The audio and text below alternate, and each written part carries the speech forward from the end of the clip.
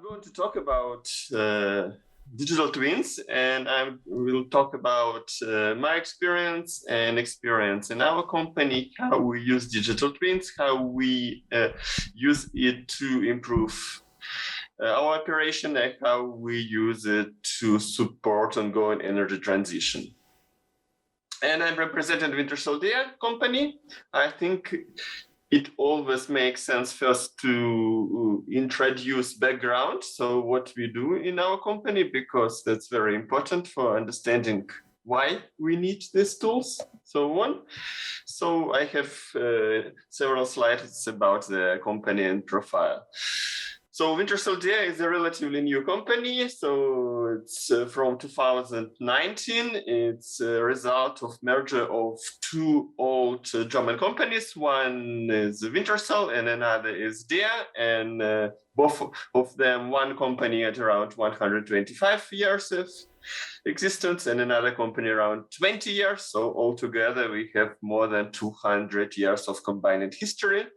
And what we do, our main profile is produce oil and gas, is upstream, it's called upstream part, so that we first to take it out of the ground. And second part is called midstream, is bring this to the market, bring this to the consumers. But we are not directly involved right now in the downstream, so we're not involved in selling it to in retail sales and refinement and refining activities. So you can see here that we produce oil and gas, and it's around 600,000 barrels of oil equivalent per day, and mainly it's gas, more than 70%, and we have a number of regions where we are active. And here is a more or less geographic representation. So you can see that we have several key regions. One key region is Northern Europe, where we have activities in Germany, in the Netherlands, Denmark, Norway, UK, then Russia, then North Africa and Middle East region, where we presented in countries like Egypt, Libya, Algeria, and Emirates. And relatively new and developing region is Latin America, where we're active in Mexico, then Argentina and Brazil. So we have these four key regions, and we are active in 13 countries. And if we talk about midstream, so it's mainly in Northern Europe.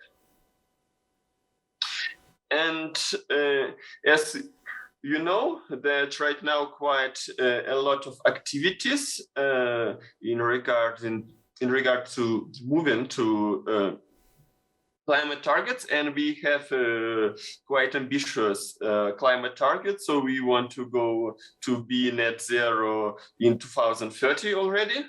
So in European Union, one of the key targets is to be neutral is around in 2050, but we have more ambitious targets. So we really want to go forward and to reduce our environmental footprint.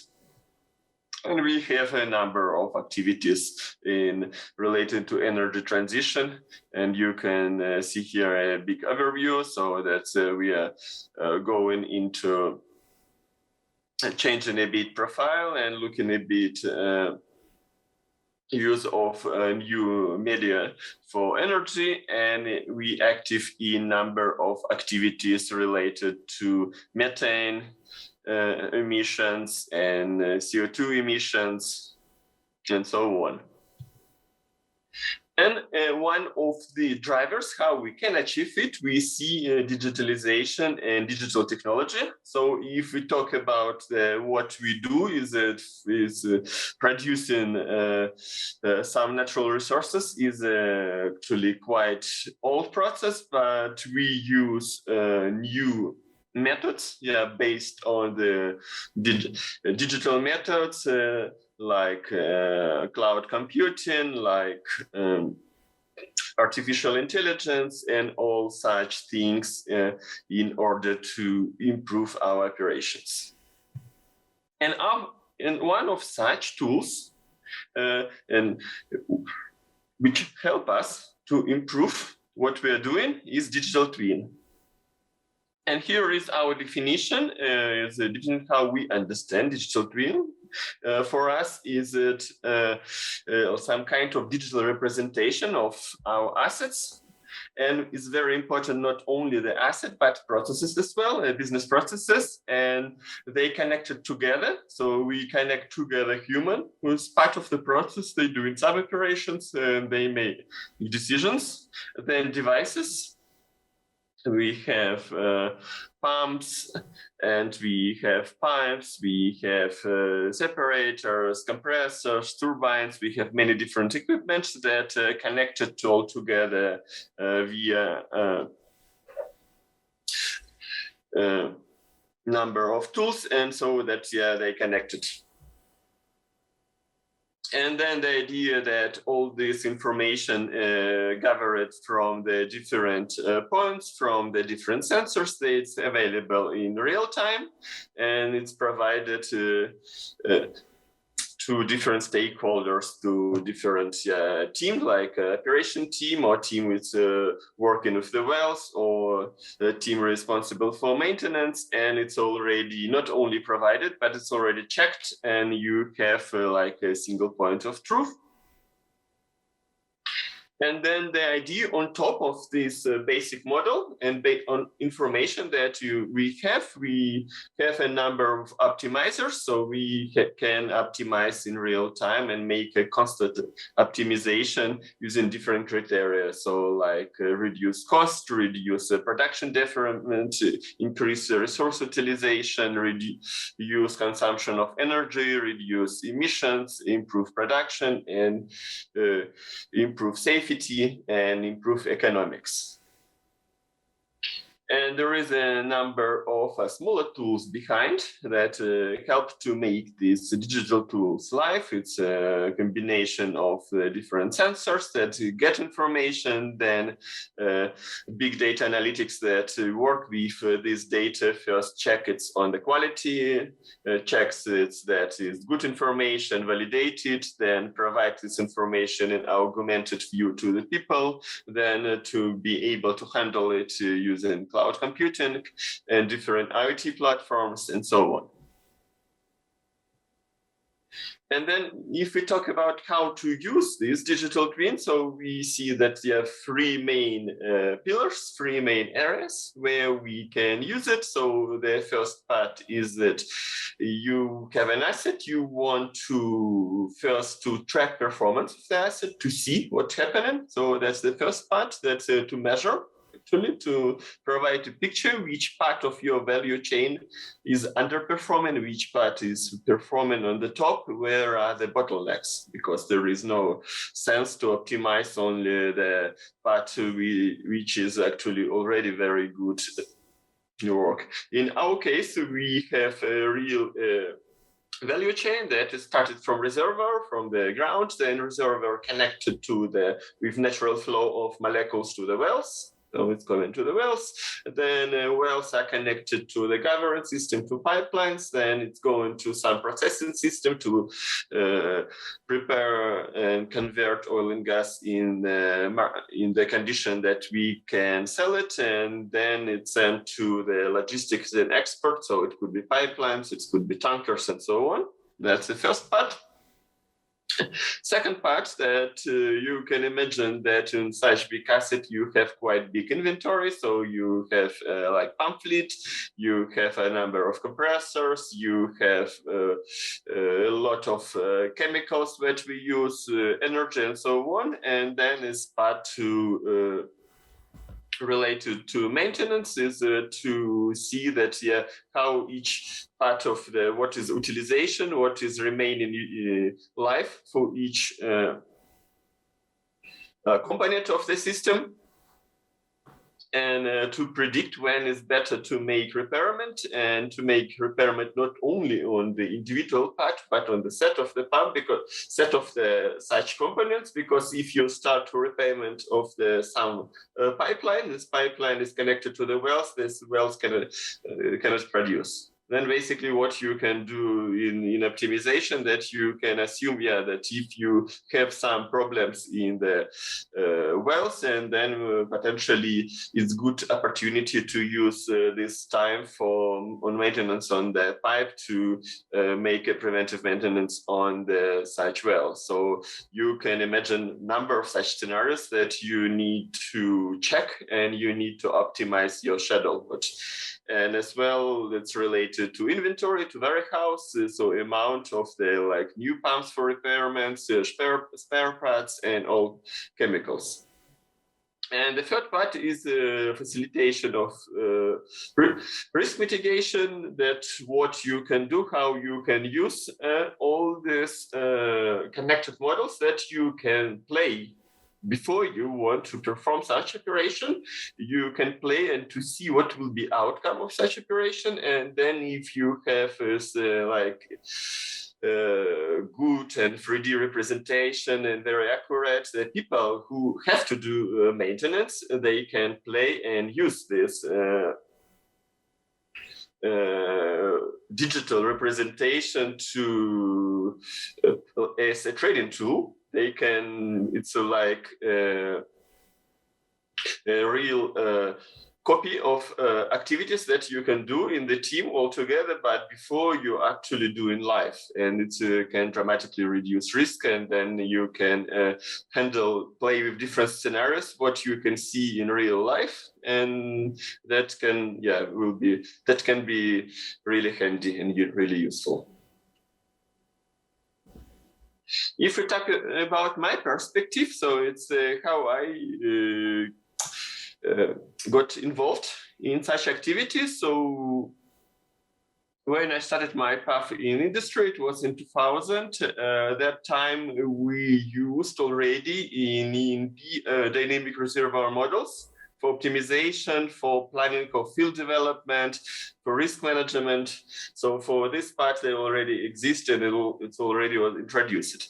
But the problem was that each time you need to make such exercise, to make optimization, to make planning, you need to be sure that your model is updated, is history matched, that is a good state. But each time to get all data and put all this together, that was around 6 month exercise. So basically it was not real that connected. It was not real that you can do it on need basis, that you first perform such a 6 month exercise, then you can use it for different predictions, for 20 years prediction, for 1 year prediction, and so on. And then after some time, normally that's maybe around 1 year, then you see that your model cannot represent reality very accurate. And then you need to repeat this exercise. And from one point of view, it's very time-consuming and cost-consuming. And second, that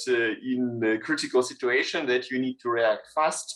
In many cases, you don't have your such live model. So that's the first part. And second, this reservoir model was separated from the wells model, was separated from the facilities model, and so on. Because putting all together, all pieces, it's really tricky in terms of the really high cost of computing.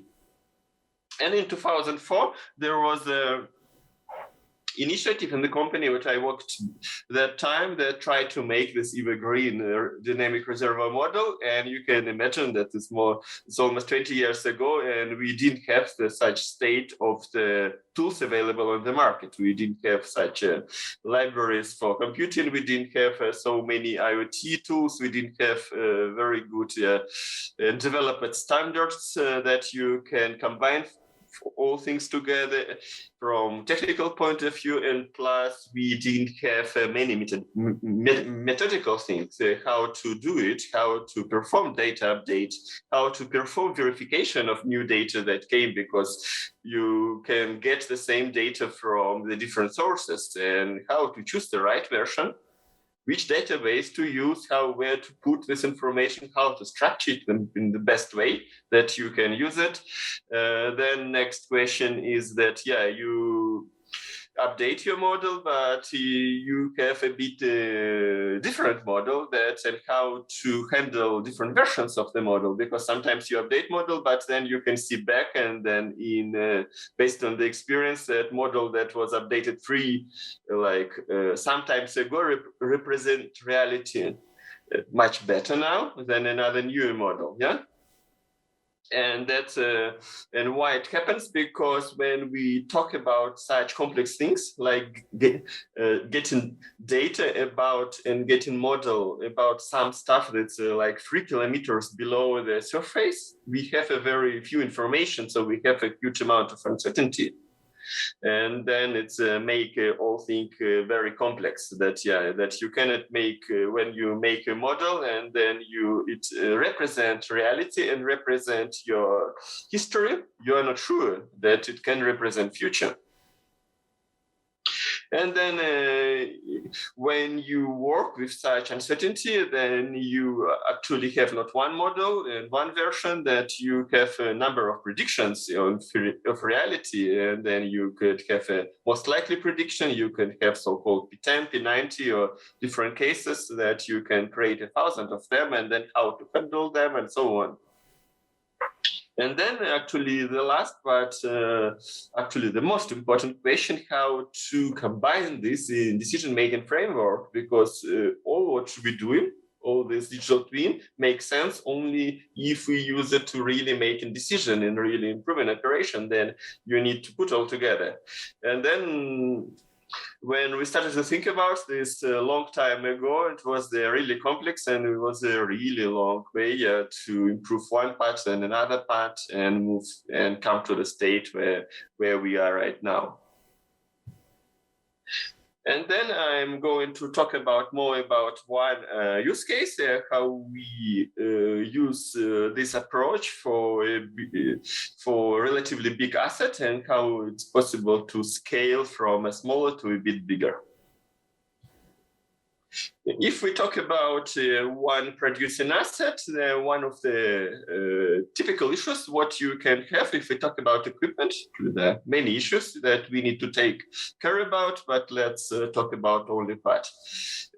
Part is related to the equipment, is related to equipment integrity. And what could happen with equipment integrity, that you can influence of corrosion, that you could, because you have presence of fluids like CO2 and H2S and some other aggressive stuff can be present, and its combination with oxygen, you really could have this chemical reaction that you have corrosion, and that could be different type of corrosion, that like heated corrosion, or you could even have crack that you develop very fast. Then another type of problem what we could have, that is oil is actually very complex substance combined from many components, and plus we have presence of gases, we have presence of water, we have presence of some movable fluids like solids from the formation, and then combining all together, that it could produce deposition, and it could produce wear due to erosion or abrasion. And then you could have a problem with leaks, or that you could have integrity that in connection normally, that it happened because of stresses that do it to variation of temperature and variation of pressure that normally happen during operation.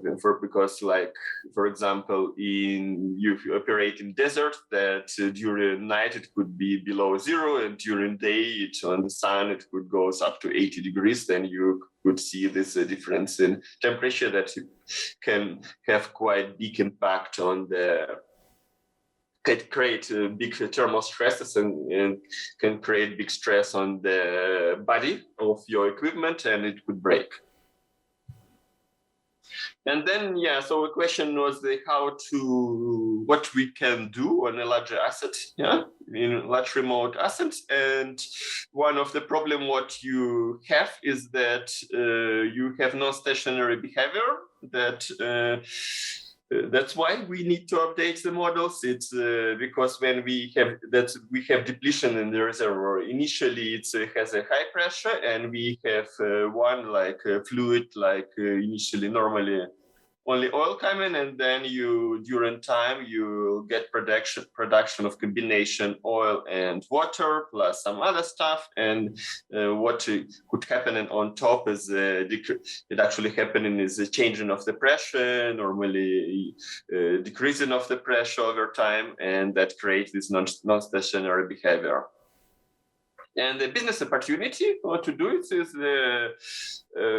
was to look on integrity and to identify integrity issues and proactively manage the maintenance plan to use it to decrease maintenance costs and reduce production deferments. And the problem, as I mentioned, it's a relatively large asset, and it's doable to create a good model representation for one piece, like one well or several wells, or for the pipe.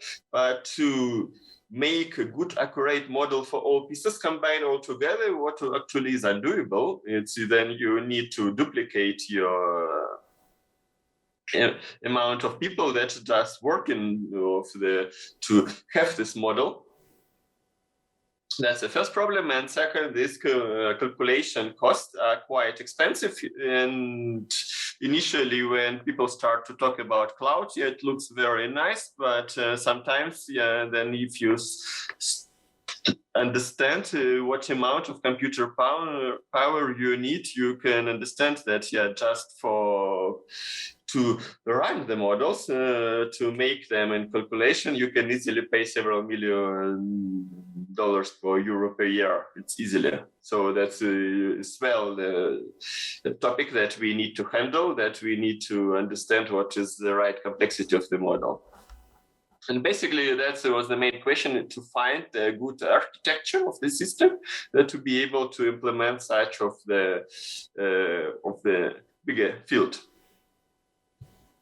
And then what we implemented, so we implemented on top of existing data acquisition system that we already had quite a good sensors there with and good data historian with ability to transfer data more or less in any part of the world. But we introduced a new model framework to make the model there and optimizers. And it's important how we actually introduced the models. We introduced several layers of the models. We had the number of so-called surrogate or simplified models that were working together with different algorithms related to machine learning quality, anomaly detection, and model history matching. Then business optimizers on top to check basically what make recommendation, what's happening. And on the background, we had this high fidelity model. So basically that's the main idea, to disconnect your high fidelity model that is very expensive to make them evergreen, to update them, and second, to run them, that also could be very expensive in terms of computing power. But we use them to create these simplified surrogate models that which are relatively robust, low cost to run, and it's possible to use simplified machine learning assisted tools to make them evergreen. And how we created it, basically, we looked in different type of equipment, what we had in the field. And first we clustered equipment in the types which are relatively similar, like one type of pumps, one type of another equipment, or similar architecture of wells, for example. And for each cluster, we create one high fidelity model. And in this high fidelity model, we played with different real data, real historical data, to understand different scenarios.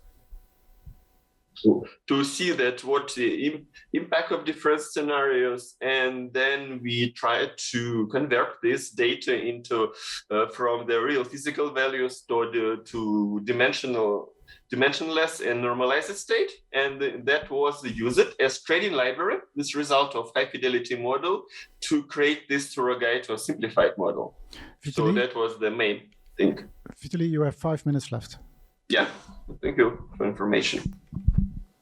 Yeah, that was the path to go from this complex models. It was the more this manual on background process, and we just use historical data and create these simplified models and training models, and then we implemented this model in the life. And then we put on top different stuff. If we talk about integrity, what does it mean? Integrity means if you start to have an issue, it means that you have some a normal situation, yeah? Because when if everything fine, you can remember this in the states that, yeah, everything developed and how it looks like, what is history. And then you implement this technique that if you see newware, if you see something that like develop and leak, then it's some anomaly. And then you can use it actually as input to detect the stuff, detect what happened in you, and then you can model a different type of anomalies using these high fidelity models and predict how a situation can develop. And then you can use this output of the how a situation is developing like a fingerprint. And this anomaly detection and novelty detection algorithm, first what it is doing, first it detects that something abnormal happening, and second it tries to compare a fingerprint of this anomaly, and using this library of what we had from high fidelity model, it detects, yeah, it looks like this valve has a problem with this valve here and there, or maybe the problem is here in the pipeline. And this anomaly detection techniques is really developing during last year. So we went from simple condition monitoring, then just checking that's your thresholds, then checking how fast you go into threshold, to a real complex prediction that you can detect actually that you see anomaly not only when you have a big situation, then you already have big leak, but you can predict, or you have a pump already broken, that you can up to 90 days in advance to see that failure will come. Here is a bit complex slide, and we don't have time to go through. That is an example of architecture for one thing. It's for more or less for anomaly detection, how it works, and with one approach. And basically the main thing, what as I mentioned before, that it detects first that something new happening, and second, it compare that fingerprint, what happened, and try to identify and say what actually happened. And here is a bit example, how it looks like, not on the dashboard, but in background, in the calculation, then in normal states that you compare basically what you see in the reality with a prediction state from your running algorithms. And if you, that they match quite well between each other, that's a normal state, then algorithm can detect things like a human intervention when you do maintenance or integrity check. That algorithm can detect, basically what we're doing, and it helps to classify events in the history as well. And then it can see that if something really big, like valve doesn't work anymore, or pump broken, or pump start broken, and it really can see what is happening, and then give on the web, on dashboard, or alert to people on your reaction. And basically lessons learned from what we've done, though, so we see the digital tools is a really powerful tool. We implement this not only in this use case, but there are other use cases. But what we need to think about, that it can be really overcomplicated. You could have a really huge maintenance effort to keep in life, and you could have a really high computing cost as well to keep in life. And now my recommendation is to use during design, use multi-scale approach, so that when you identify your potential business improvements, that you can have not one model, but you have set of such digital twins, set of models behind in the part of digital twin, and each focused on optimization in each individual part. And then you have different resolution, time, and space. And then you can split that. One is more 3D focused modeling and visualization, another is more on material behavior, another one maybe a flow, and another energy. And on integration, you need integration in any case, but when you have already this surrogate or simplified model for integration, and to check consistency between them. And it's great for scenario models and risk management, and especially for training. I think it's the best, especially if new people come in to industry, or new staff, or for remote training. It's excellent, especially for such situation what we have right now with problems with traveling and the pandemic situation, that it's very good to bring people with the best what you have on the place, that have to execute the operations, to prepare them, to make it the best stage. And in general, the complexity and design must be tuned to risk and optimization picture what you have in your field. So that was all. Thank you. I'm ready to answer your questions. Thank you, Vitaly.